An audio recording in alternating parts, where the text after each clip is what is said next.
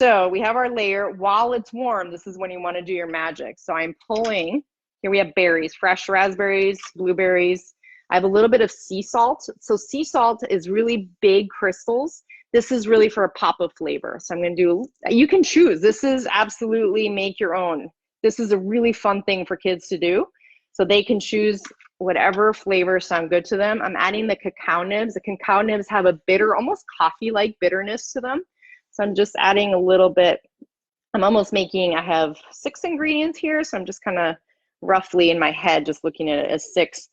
I like to subdivide it. It's almost like a quattro stagioni pizza. Like some people like the 4 stations all separate. Some people like them all on top of each other. So you get to be your own artist and your own chef on this. Now we have, I chose coconut and all of these. And I realized as I'm doing this, I'm thinking about all these ingredients, right? So I have a little bit of sea salt.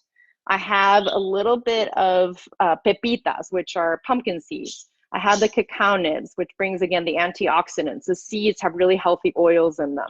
The fresh coconut, unsweetened, make sure it's unsweetened here. That brings another flavor, and it brings the coconut flesh, which is really good. Now I'm adding straight fresh raspberries. I really enjoy, if I have access to them, the pop of color and the contrast of dark chocolate with berries. I think it's just the most beautiful and delicious thing in the world. And then blueberries.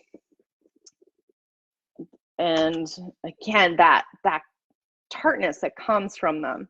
And here it is, that's it. I'm gonna put this in the fridge, and magic of television here. So it's gonna go in the fridge for a little bit. I usually leave it in the fridge until I'm gonna enjoy it. It can stay out a little bit, but with fluctuations in temperature, that can start melting. So I just leave it in until I use it. So I'm gonna stick this in the fridge. And essentially, this is what it looks like. So I've taken it out and then I've cut it into pieces and just torn it up. Okay.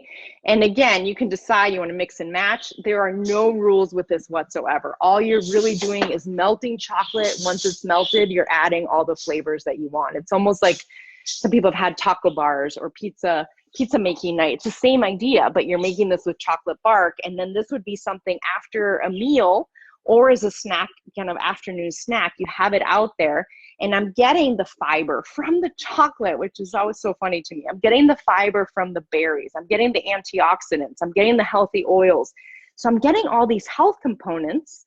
And I may be giving this to my kids and they don't realize there's a health components, but I know there are. And this is going to give me energy. I mean, I wouldn't eat the whole plate. I would eat, a few pieces of it.